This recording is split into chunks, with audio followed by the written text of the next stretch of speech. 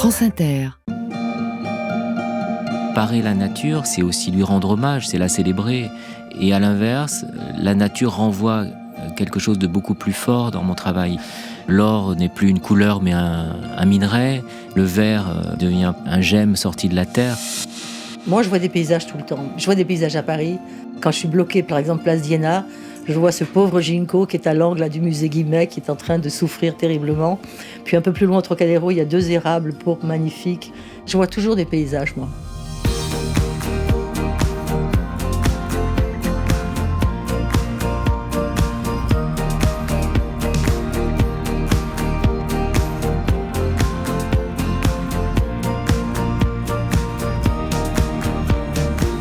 Quand le plasticien Jean-Michel Othoniel a choisi comme invité Catherine Deneuve, je dois avouer que nous étions prêts à lui demander un autre nom, incrédule à l'idée d'un oui de la comédienne. Nous avions tort. Quelques jours plus tard, coup de fil de son agent, Catherine Deneuve aime l'idée de parler de jardin avec Jean-Michel Othoniel. Elle sera présente. Bonjour Catherine Deneuve. Bonjour, je suis étonnée de toutes ces précautions sur le fait que j'aurais pu ne pas venir ou ne pas être moi. Bien sûr que vous... Enfin bref, on est là pour parler de la nature, c'est le plus important. Oui, vous auriez pu ne pas venir parce que d'abord vous n'êtes pas en promotion et c'est un geste très gratuit votre venue. Heureusement, c'est quand même mieux que de faire des choses en promotion. Moi j'aime pas du tout quand les films sortent et qu'on doit parler, c'est pour parler des films et finalement vous interrogez 3 secondes sur votre film et 10 minutes sur votre vie. Voilà. Donc c'est mieux de parler des jardins et de Jean-Michel Othoniel. De tout sauf d'être en promotion, oui ça c'est vrai.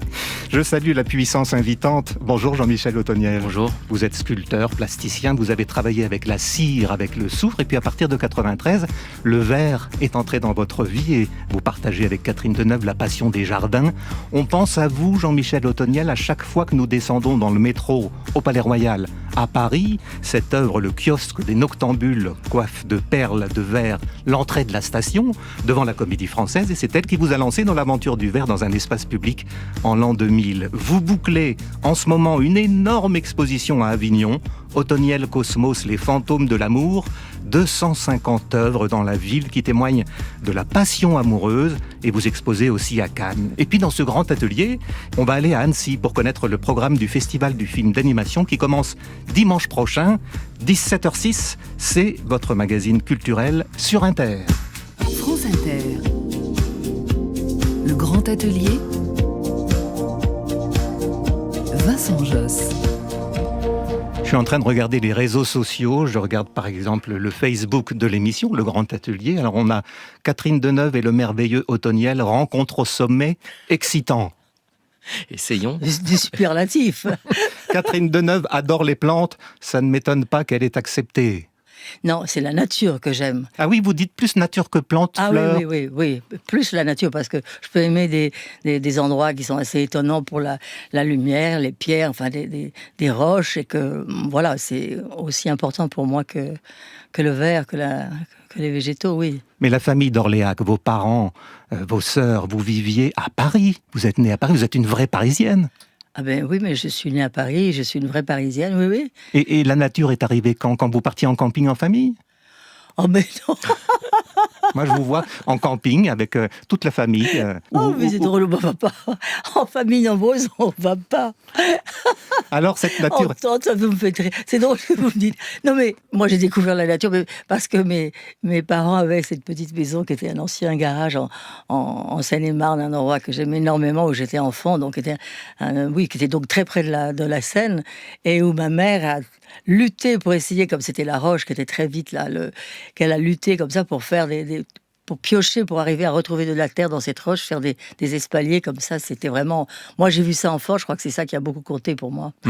Oui. Donc vous n'êtes pas une urbaine particulièrement. Vous savez, je suis du signe de la balance, donc voilà. Un petit peu... 50 à la ville, un petit peu de nature, 50 dans la nature. Oui, voilà. c'est ça, un petit peu sur les plateaux et les mains dans la terre. Ah non, mais ça... Oui. Vous êtes une excellente jardinière? Alors ça, franchement, oui, je dois avoir un peu la main verte, mais enfin... Vous savez, excellent, c'est très particulier. Les goûts des gens sont très, très différents. Voilà, il y a des gens qui n'aiment que les jardins à l'anglaise, vous voyez, très, très, très élaboré. Et puis avec le temps, quand on connaît les jardins, on aime les choses différemment. Moi, je pense que quand j'avais commencé à faire mon premier jardin, c'est vrai que j'ai commencé à voir et surtout à aimer des choses que j'aurais pas aimé avant, comme tous les cèdres, ça c'est sûr. Tout ça, c'était voilà, tout ce qui était ces conifères. Et puis qu'est-ce que j'aimais pas trop non plus. Ah oui, les haies aussi. Voilà, à l'époque, c'est pas trop.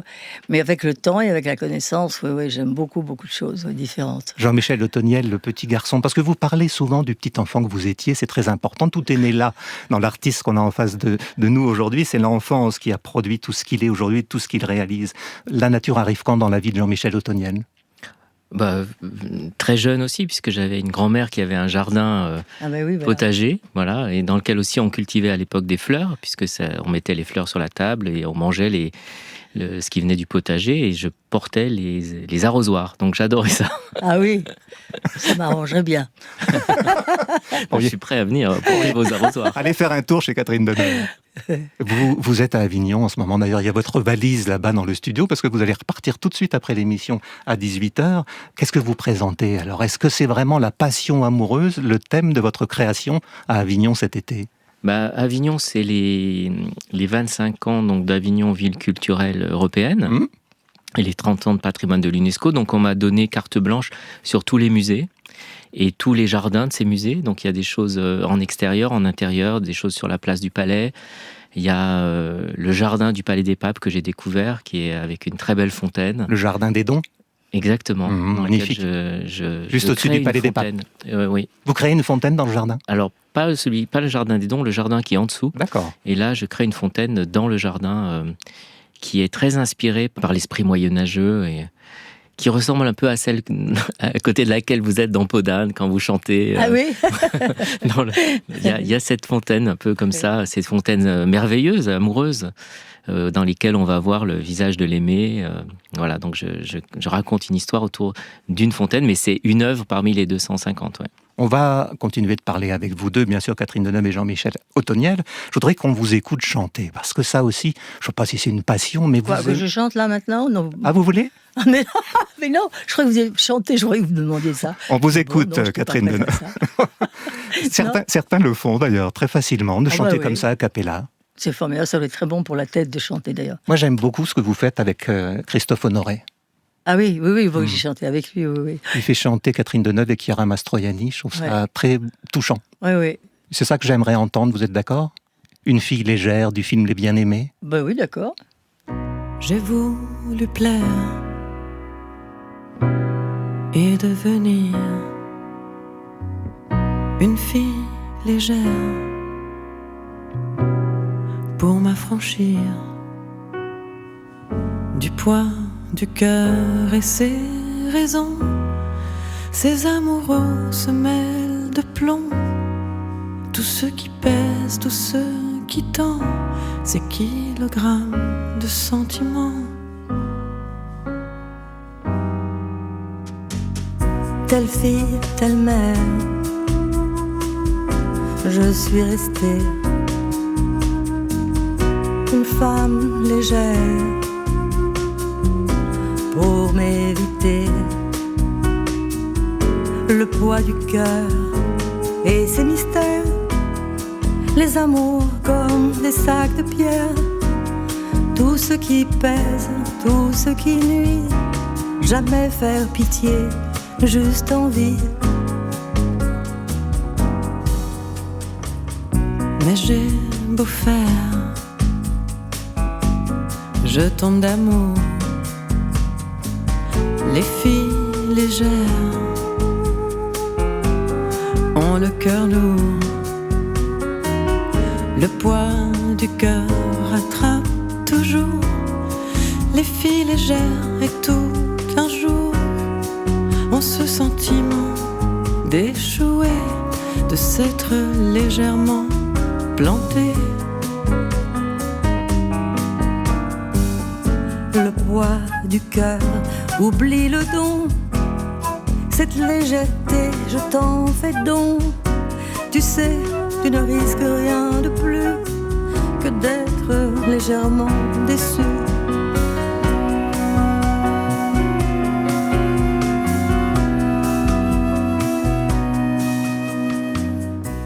Et pour lui plaire,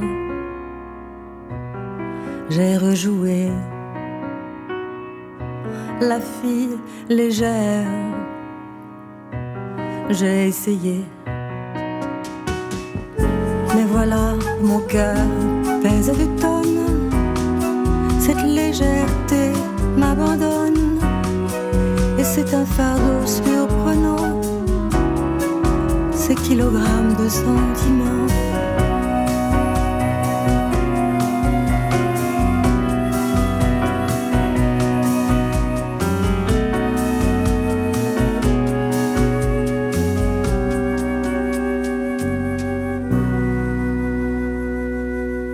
L'histoire de Cîtes, elle remonte à assez longtemps, d'un hameau médiéval qui va laisser la place à un château, un jardin à la française, et puis le marquis de Laborde qui arrive après avoir fait du commerce. Il est devenu banquier, il a fait fortune et il va racheter le domaine. Et donc là, on est en 1784. C'est un travail pharaonique, on va détourner la rivière, on va amener des essences exotiques, on va acclimater. Il y a quelque chose qui est de l'ordre, aujourd'hui on dit l'art du cheminement. Cette promenade qui se fait au fil de l'eau, quasiment. Ce temps qu'on se donne à découvrir les choses, quand on prend le temps de la découverte. Et je pense qu'effectivement, c'est cette subtilité-là qu'on retrouvait à l'époque. Laurent Boudreau dirige le domaine de Méréville, en Île-de-France, dans l'Essonne, dont vous êtes la marraine. Catherine Oui. Deneuve, il y a un château, il y a des hectares de jardin. Quelle est votre activité de marraine ? Eh bien, dans le cas de Jean-Michel, c'est une chose vraiment très positive.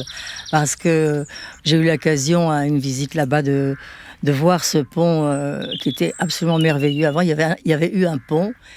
Et c'était le pont aux boules d'or. Donc vraiment, quand on a dit ça, j'ai pensé à Jean-Michel. Je lui ai demandé qu'il puisse le contacter pour voir si éventuellement lui pourrait, je veux dire, s'intéresser à cela, en faire quelque chose, si c'était possible.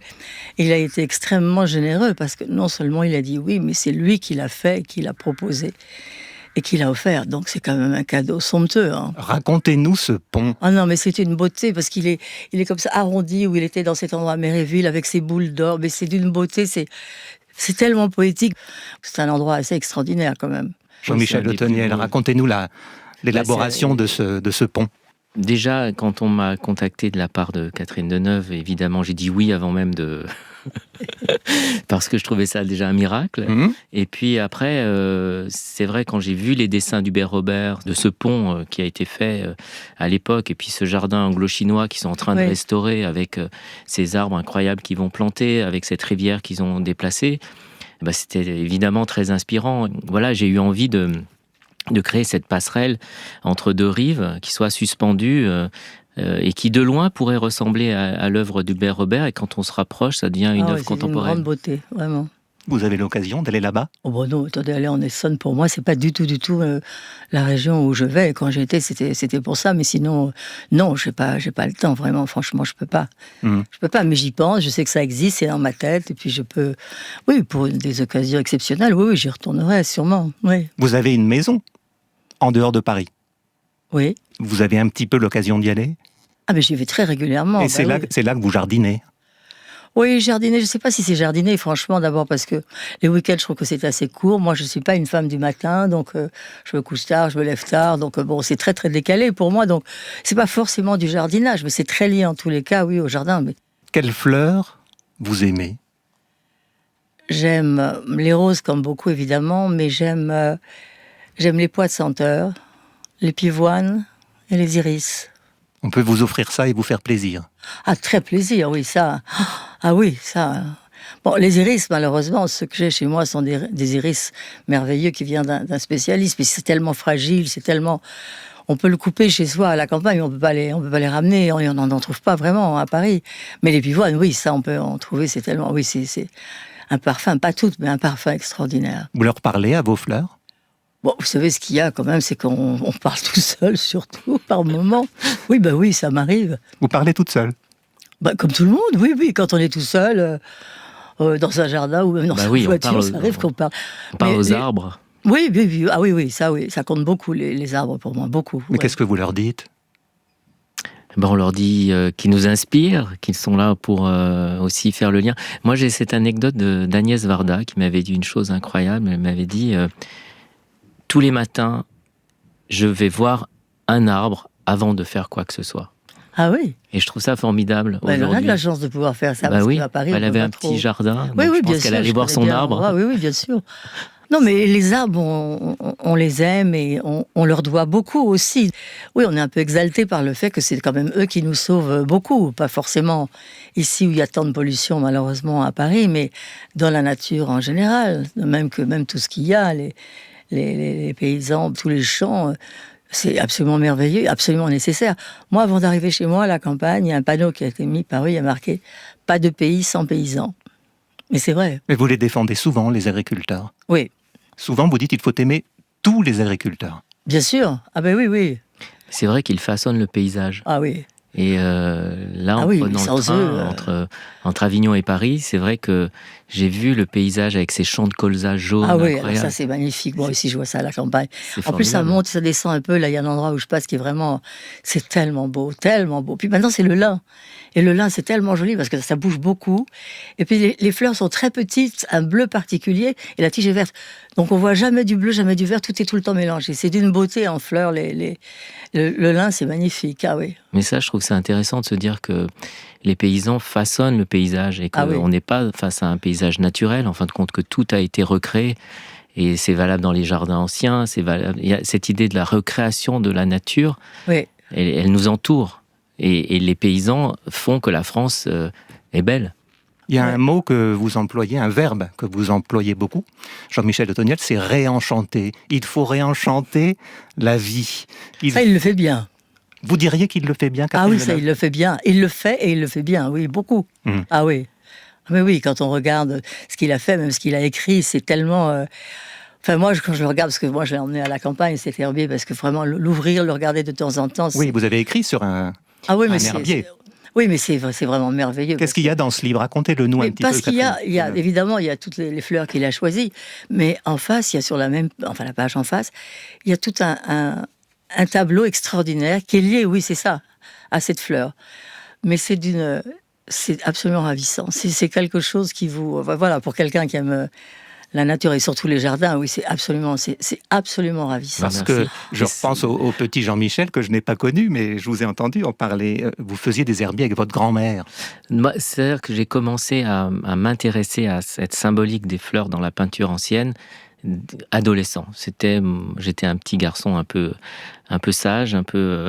Et rêveur. Et donc, dès que je lisais un livre ou un article, et dès qu'il y avait une anecdote qui repérait un tableau par rapport à une fleur ou par rapport à un arbre, je notais cette anecdote. Et puis, peut-être 30 ans après, Actes Sud m'a proposé d'en faire un livre que j'ai illustré à travers des photographies que j'ai prises au musée du Louvre et qui viennent illustrer vraiment, le coquelicot, toutes ces fleurs des simples. Ah oui, mais c'est vraiment, c'est incroyable. Ça s'intitule L'herbier merveilleux, note sur le sens caché des fleurs dans la peinture.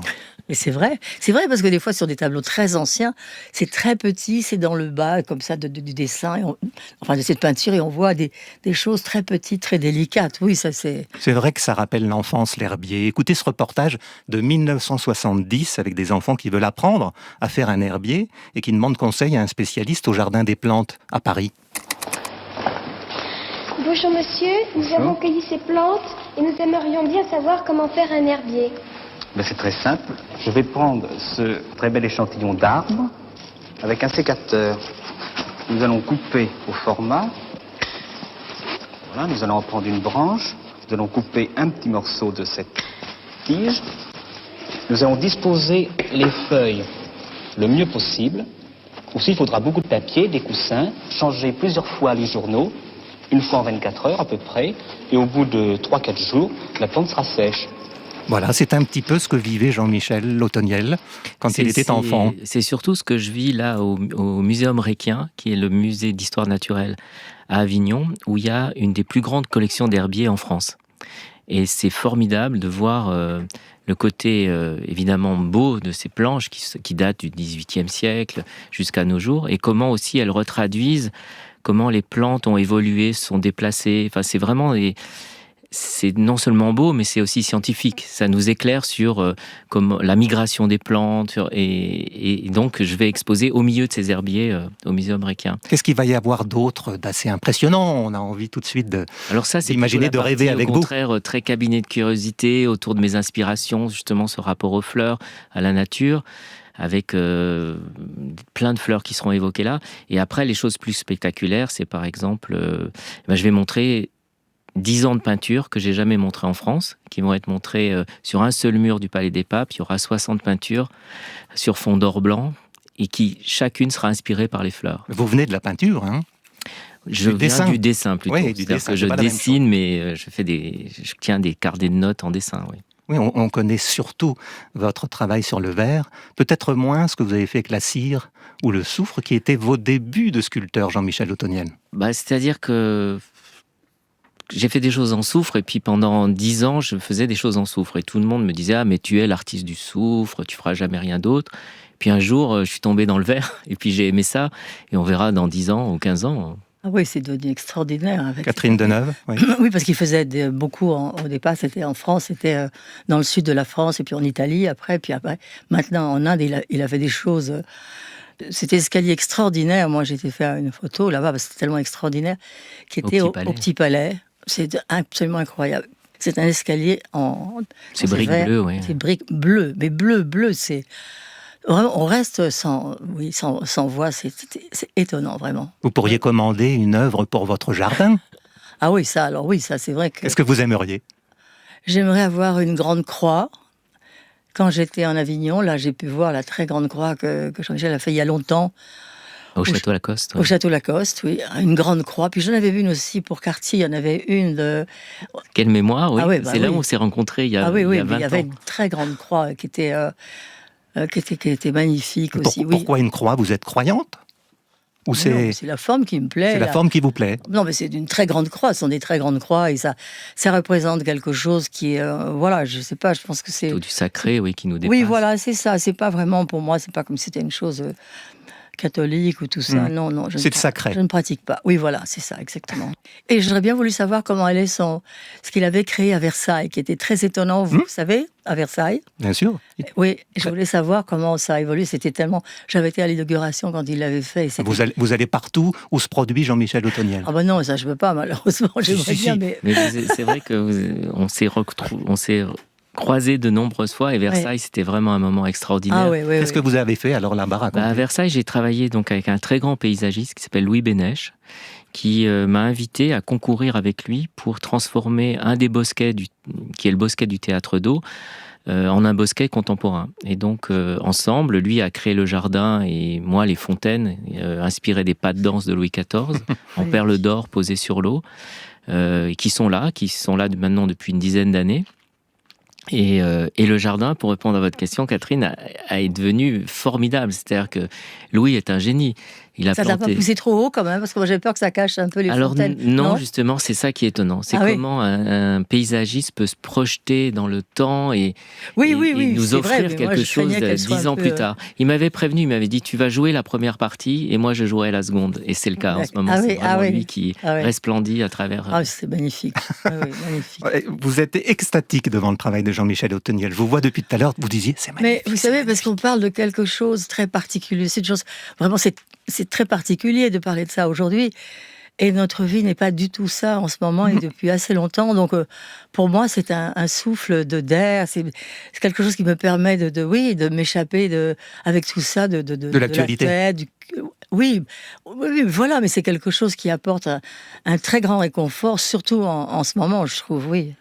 Mais vous retrouvez du Jacques Demy chez Jean-Michel Ottoniel, dans sa façon d'enchanter et de réenchanter la vie. Demy, il a eu besoin d'exprimer ça au cinéma.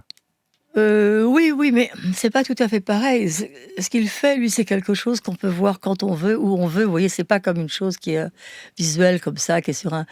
voilà, oui, la musique aussi, même de Jacques Demy avec Le Grand, c'est vrai que ça peut apporter ça, mais Mais c'est tout à fait... Autre chose. C'est tout à fait autre chose, oui. C'est quelque chose de plus profond. C'est quelque chose qui ne me parle pas, vous voyez, que vous l'interprétez à votre façon. Enfin, vous voyez quelque chose que tout le monde ne voit pas ça comme ça, pas de la même façon. Donc, moi, je trouve ça d'un très grand réconfort. Mais c'est quelque chose de très positif et qui vous met dans une certaine joie. Ah. Ouais. Oui. Est-on artiste pour apporter de la joie ou pour en trouver soi-même, Jean-Michel Ottoniel? Alors, je vous laisse 2 heures.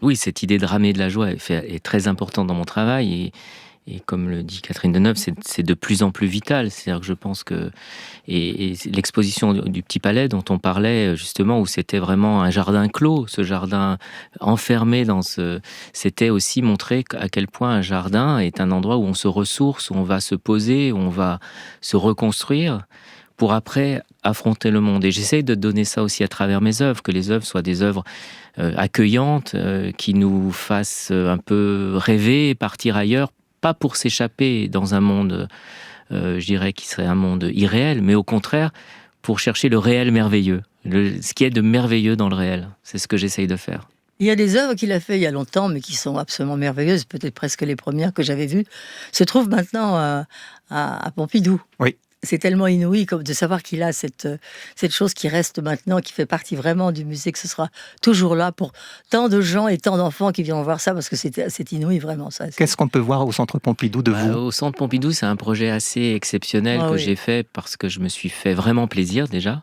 C'était dialoguer avec Pierre Loti, enfant. Donc l'écrivain, académicien. Voilà, un écrivain... mort en 1923. Et donc arriver à dialoguer avec quelqu'un grâce à des petites marionnettes qu'il avait fait enfant, que j'ai découvertes c'est extraordinaire. Par hasard dans les réserves du musée.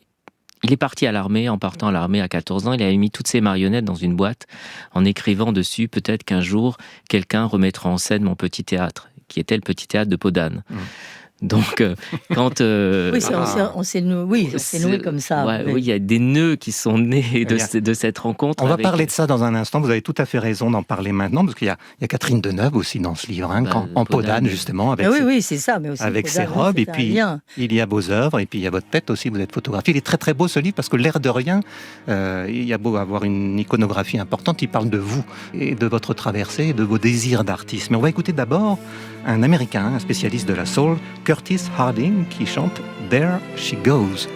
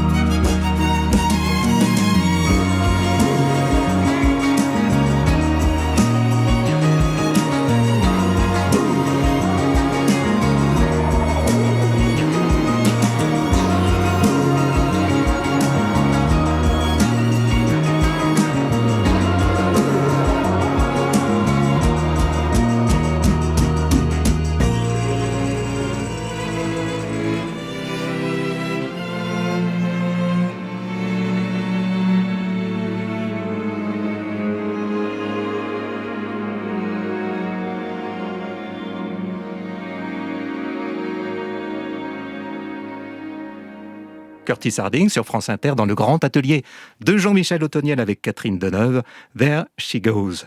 Le grand atelier. Vincent Josse sur France Inter.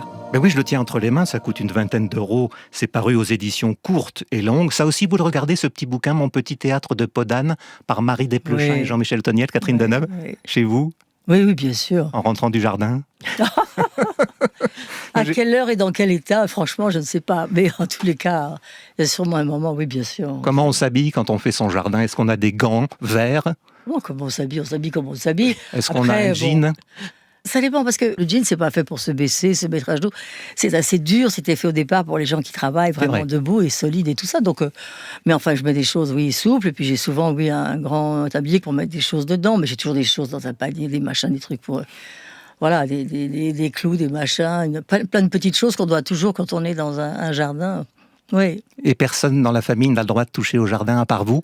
Les enfants, les petits-enfants?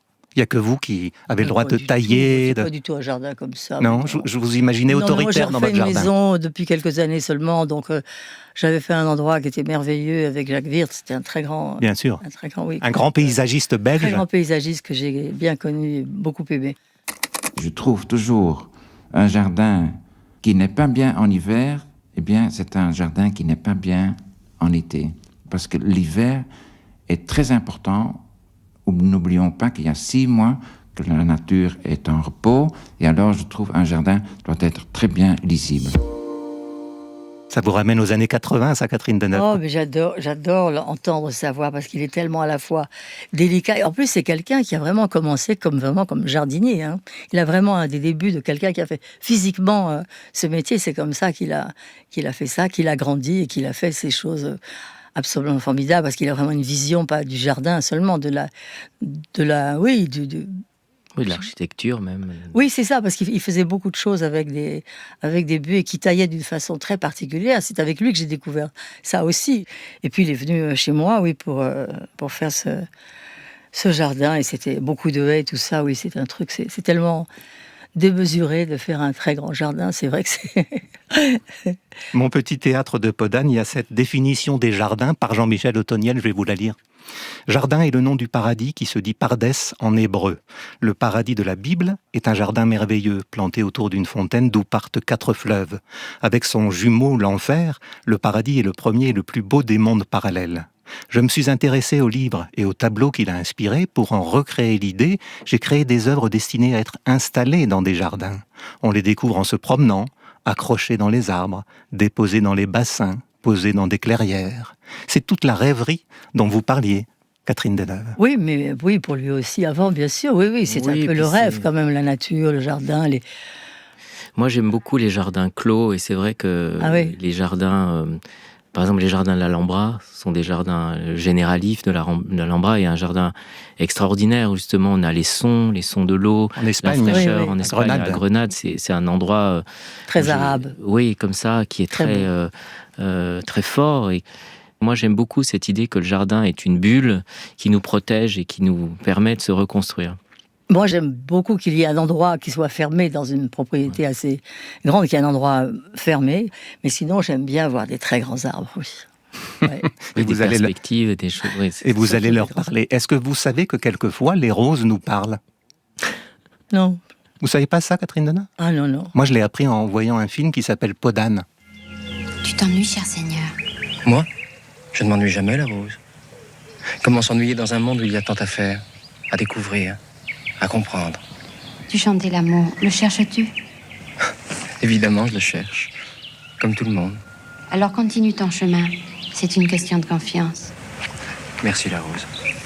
Ah, ce film a compté pour tellement de spectateurs, de tous les âges, Catherine Deneuve. Oui, j'ai des enfants encore que je rencontre, des mamans comme ça, des enfants qui viennent parce qu'ils sont absolument émerveillés.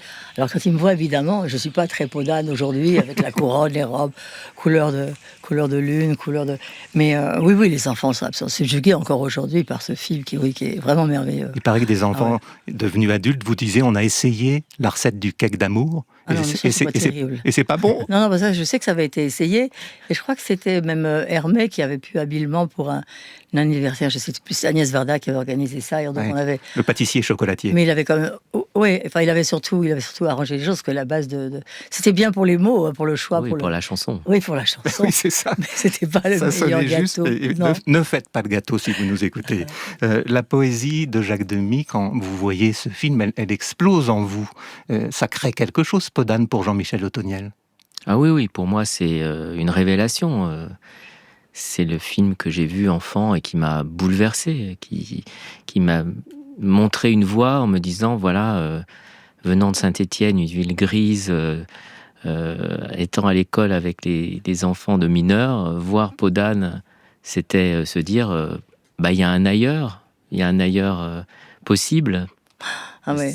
C'est sûr que ça parle à beaucoup de gens, oui. Vous réenchantez la vie des gens, Catherine Deneuve, avec des films comme ça? Si, bien sûr. Moi, non, je ne suis pas assez créative pour Mais vous participez à la création. Non, je suis très contente d'avoir participé à des choses comme ça, mais je n'estime pas être... non. Demy reste quand même quelqu'un que vous citez très souvent, avec beaucoup d'amitié et d'amour, je trouve. Oui, d'amitié, oui, bien sûr, oui, c'était quelqu'un de très important dans ma vie, oui, vraiment. Vous dites, Jean-Michel Otoniel, dans ce livre, Mon petit théâtre de Podane, que les artistes ne sont pas restés, comme on le dit souvent, de grands enfants, que c'est faux de dire ça, mais qu'enfants, ils étaient des petits adultes. Alors ça, j'ai réussi à je dirais, formuler ça grâce à Marie Desplechin, avec qui on a fait ce livre que j'aime beaucoup, et qui, quand on m'a proposé de faire un livre sur cette histoire avec Pierre Loti, je me suis dit, je vais pas savoir comment m'en sortir de cette histoire d'enfance. C'est parce que c'est pas mon truc. J'ai pas d'enfant.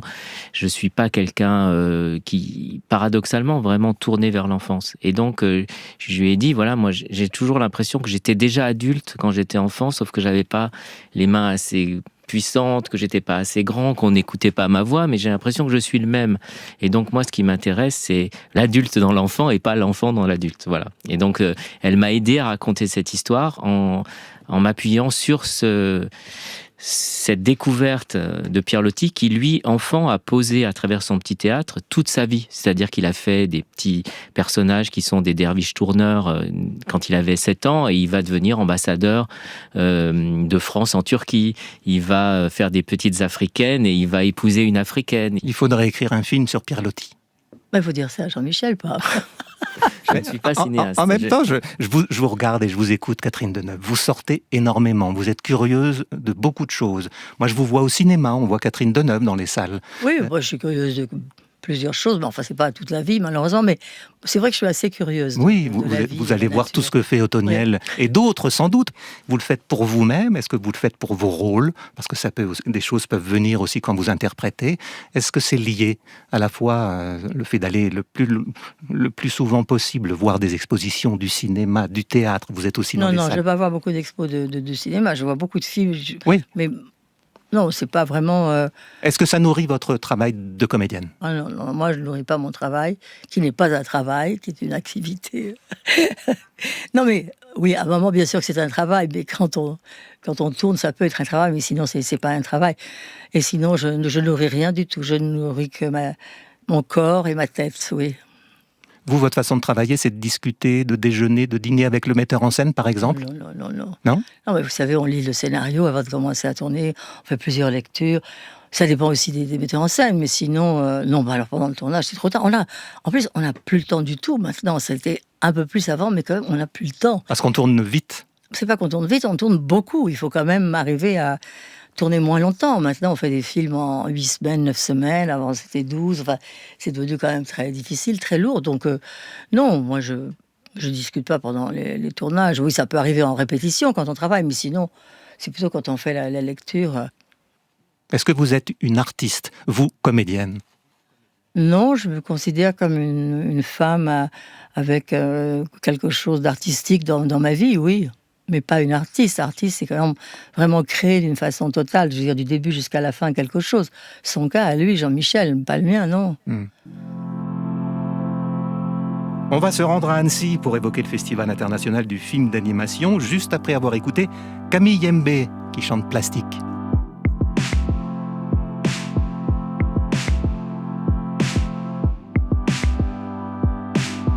Est-ce que tu me passerais une cigarette?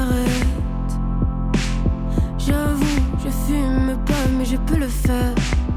Pour toi, c'est mal, j'irai sûrement en enfer. Je sais plus quoi faire pour être la plus stylée. Ce soir, j'ai enfilé une peau en plastique pour éviter de tout casser encore. Une fois, j'ai enfilé une peau en plastique pour pouvoir la jeter au sol. Une fois, j'ai enfilé une peau en plastique.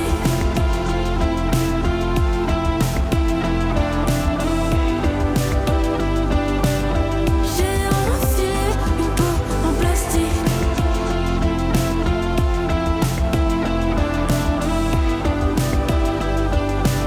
Est-ce que toi tu reconnais la silhouette? Je change de forme vite pour ressembler à qui? Un jour blonde, un jour brune, un jour populaire. Un jour les traits de mon visage seront-ils symétriques? J'ai rêve de vivre, d'amour et de quête-moi. Ah, je vis la vie d'une autre fille, c'est dommage. Ah, je rêve de vivre, d'amour et de quête-moi. Ah, je vis la vie d'une autre fille, c'est dommage. Ah, j'ai enfilé une peau en plastique pour éviter de tout casser encore. Une fois, j'ai enfilé une peau en plastique pour pouvoir la jeter au sol. Une fois, j'ai enfilé une peau en plastique.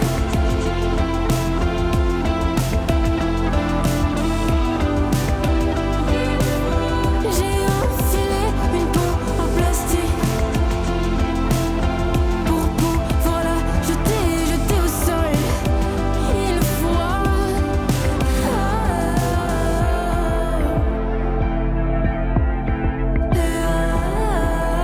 j'ai enfilé.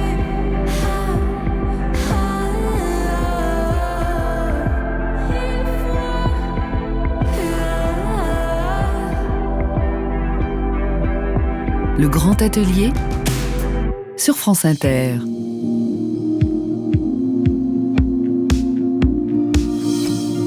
Du 8 au 14 juin, c'est le Festival international du film d'animation à Annecy. Je salue Marcel Jean, bonjour. Bonjour. Vous êtes le directeur artistique du festival depuis 2013.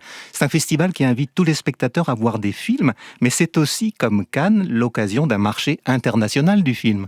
Absolument, c'est un grand marché, c'est le rendez-vous des professionnels, mais il y a une dimension grand public qui est importante parce qu'il est capital pour nous d'accueillir les Annéciens et les gens de partout et de leur permettre de goûter au meilleur du cinéma d'animation, d'organiser des rencontres entre les créateurs les plus célèbres du moment et le grand public aussi. Et puis, s'il fallait encore comparer votre festival à celui de Cannes, on peut dire qu'il y a aussi une compétition et des sections.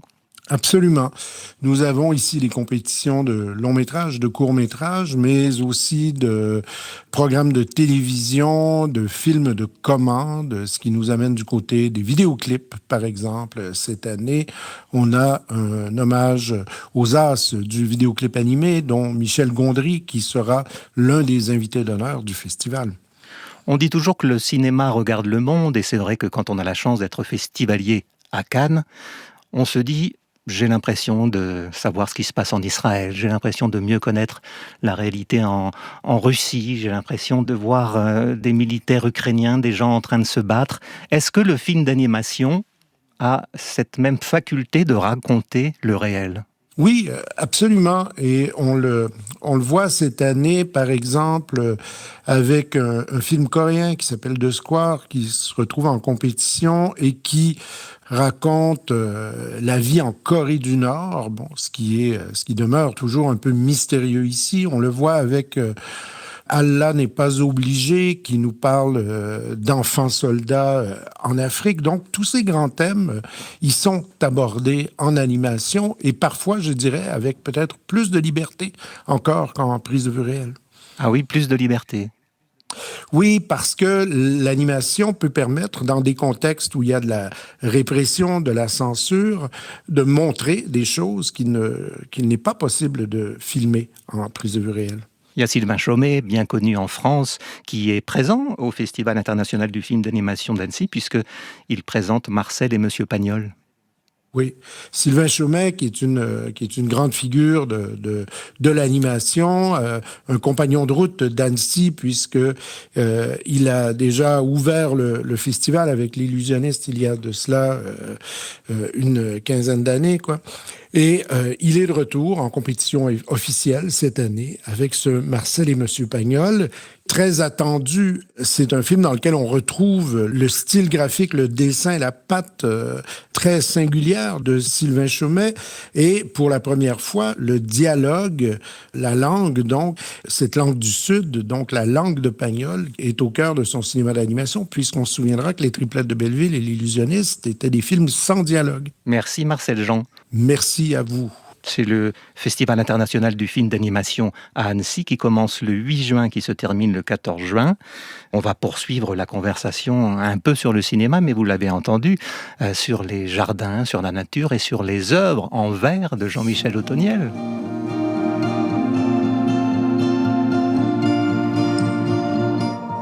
Oui, bonjour madame, excusez-moi de vous déranger. Mon ami habitait cette maison dans son enfance et on se demandait si ça vous embêtait pas qu'on regarde 5 minutes. Oh, c'est incroyable. Vous habitiez ici quand? Dans les années 60. Mais pourquoi vous avez coupé le chêne? Mais pour récupérer un peu de soleil. Mais il était magnifique, c'était un arbre 3 fois centenaire. Mathilde, faut pas qu'on tarde parce que... Mais enfin, c'est ridicule. On coupe pas un chêne, on l'éclaircit. Je suis désolée. Oh. Qu'est-ce qu'il y a, madame? Bah, ils ont coupé le vieux chêne. Mais qui? Tes parents. Madame. Mais maman, pourquoi vous avez coupé l'arbre? Mathilde, on va peut-être y aller parce qu'il y a un RER à 27. Ah, quel beau film, quelle comédie, comment on dit, douce, amère. Oui. Dans la cour de Pierre Salvadori, c'est un film magnifique avec Gustave Kerben. J'ai aimé beaucoup ce film tourné avec lui, avec ces acteurs qui étaient formidables. Non, vraiment, c'était formidable. Dans la cour, et j'étais vraiment dans la cour, oui. Oui, c'est ça. Et puis lui, c'est un musicien qui ne réussit pas, donc il devient gardien d'immeuble. Et dans cet immeuble, il y a Catherine Deneuve, qui joue un personnage extrêmement angoissé parce que son mur se fissure. Elle pense que tout l'immeuble... Beaucoup de gens ont cette chose-là devant une... Mais elle a une angoisse depuis, je pense, sa naissance. Ah oui. Et on trouvait que cet extrait de « Ils ont coupé le chêne » était absolument idéal pour cette émission. Oui, c'est vrai. Bah oui, je trouve qu'il y a des arbres qu'il ne faudrait pas couper, mais... Oh, c'est vrai, il y a toujours ce drame quand on fait des autoroutes. Maintenant, ça devient vraiment quelque chose de discutable. Mais je peux comprendre évidemment des impératifs, mais en même temps, cette nature, il y en a certaines qui ne se referont pas vraiment comme ça autour de ça, de ce qu'on a fait. Donc, il faut être très très vigilant sur les choix d'une route, d'un chemin. Oui, ça me rappelle Isabelle Autissier la semaine dernière, navigatrice et défenseuse de la nature, qui disait « Notre grande chance, c'est que la nature finit par repousser, donc il faut avoir de l'espoir. » Jean-Michel Othoniel. Oui, enfin, il y a des choses coupées qui restent coupées, mais c'est vrai que planter, c'est quelque chose de formidable, de se dire qu'on se projette comme ça dans le futur. Et... D'ailleurs, j'ai planté une rose que vous m'avez fait découvrir, c'est la rose Mermaid, que j'ai plantée dans mon jardin. Moi, c'est une des premières que j'ai mises. Je l'ai offert d'ailleurs à des amis, parce que c'est un rosier extraordinaire, mais d'une très grande violence. À quoi ça ressemble? Sur des surfaces immenses, avec des épines très dures. Mais c'est ravissant parce que les fleurs sont d'un jaune assez particulier. Elle est à fleurs simples, ce que j'aime beaucoup sur certaines roses, avec un feuillage brillant, mais très important. Ça peut couvrir 10 mètres. Enfin, c'est un truc incroyable. Moi, j'en avais offert à quelqu'un. Ils ont dû y renoncer parce que c'était plus possible de l'impact que ça avait par rapport à la surface. Oui, puis la sirène, c'est un peu vous. Oui, non, mais Mais vous l'avez fait dans un petit jardin que j'ai maintenant à Sète. Voilà, j'ai un petit jardin au bord de la mer. Il faudra lui laisser beaucoup de place. Oui, je lui ai donné beaucoup de place en pensant à vous. Ah, c'est tellement beau. J'adore Mermaid. Ah oui, Je l'ai replanté aussi dans ma nouvelle maison, bien sûr. Oui, je l'ai refait 2 fois, là, oui. J'ai une idée pour vous, Catherine Deneuve. Voyons voir. Vous pourriez devenir chroniqueuse jardin sur France Inter. Bon, je ne suis pas chroniqueuse, moi. Avec Alain Baraton, vous feriez un duo avec Baraton. Oui, c'est bien ce qu'il écrit. Vous l'écoutez le week-end? Vous l'écoutez le week-end? Ah non, le week-end, j'écoute pas trop la radio. Non. Le matin, des fois, mais pas... Non, mais je connais, oui, bien sûr. Puis j'ai lu un livre de lui, oui, bien sûr. Bon, j'ai échoué, j'ai pas réussi à faire de vous une nouvelle alliée de France Inter, une nouvelle collaboratrice. On voulait vous remercier infiniment, avec Jean-Michel Otoniel, d'être venu si généreusement dire votre admiration et puis parler de vos plantes, de vos fleurs, de vos roses qui vous parlent et des arbres que vous enserrez pour les remercier d'exister. Et vous allez lire quelque chose, je voulais demander. Merci beaucoup Jean-Michel Otoniel. Merci à vous, merci Catherine d'être venue. Longue vie à vos œuvres à Avignon, c'est jusqu'en janvier prochain, ça commence le 28 juin. 28 juin, il y a jusqu'en 10 musées. Janvier, 250 heures. Les musées sont gratuits à Avignon, c'est important de le savoir. Il y aura même à un moment... Ah oui, c'est important. Un danseur étoile qui va danser autour d'une œuvre de Jean-Michel Otoniel dans le Palais des Papes avec une chorégraphie de Caroline Carlson. Oui, c'est une chose que je fais le 1er et le 2 août avec Caroline et Hugo autour de mes œuvres, et c'est la première fois qu'on donne à un artiste la cour d'honneur pour y mettre des œuvres pendant 2 mois. Et il m'a dit qu'il était ravi de faire ce voyage avec vous, et vous aimez faire des voyages avec des artistes en général. C'est le mot que vous utilisez, Jean-Michel Otoniel. Oui, j'aime bien les rencontres. Là, je suis très honoré que Catherine Deneuve soit là, parce que c'est une grande artiste pour moi, et pour le monde. Et d'arriver à dialoguer avec d'autres artistes, c'est toujours... très enrichissant dans les émotions, dans l'envie de construire. On écoute par Catherine Deneuve, Jean-Michel Otoniel, un extrait de votre livre « Mon petit théâtre de Podane ». Mon cauchemar est de me retrouver enfermée. Il me semble parfois que le monde ressemble à une prison. Les gens sont coincés sur la terre, coincés dans le temps. Pas moyen d'en sortir. Sauf pour ceux qui ont découvert un passage secret. L'art est un passage secret. Il permet de traverser l'univers en douce, de passer dans des mondes parallèles. On y rencontre des créatures monstrueuses, aussi bien que des créatures merveilleuses. Ce sont des mondes risqués, libres et aventureux. Je crois que les artistes développent la capacité de voir des choses que les autres gens ne voient pas. Elles sont là, mais personne n'y a encore fait attention. Tout leur travail est de montrer qu'elles existent, de convaincre de leur réalité, de leur nécessité et de leur beauté. Je rappelle aux gens des choses qu'ils ont déjà vues dans leurs rêves. Mes objets prouvent l'existence réelle de choses secrètes et non vues. Je fabrique des pièges à rêves. Lucie Lemarchand a réalisé cette émission préparée avec Virginie Rosic, Louise Tempero, Betty Algret, Valentine Chedebois à la programmation musicale et aujourd'hui à la technique, Philippe Duclos.